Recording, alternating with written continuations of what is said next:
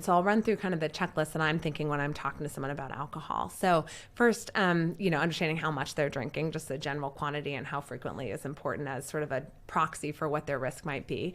But then the really important questions are they drinking more than they want to? So they may have set an intention for themselves and they're finding they're actually always drinking more or spending more time on drinking or recovering from drinking than they intended. Have they tried to make changes and not been able to? So if you tried to cut back or tried to stop and you actually weren't able to, that's a really important sign that you may have lost control of your drinking.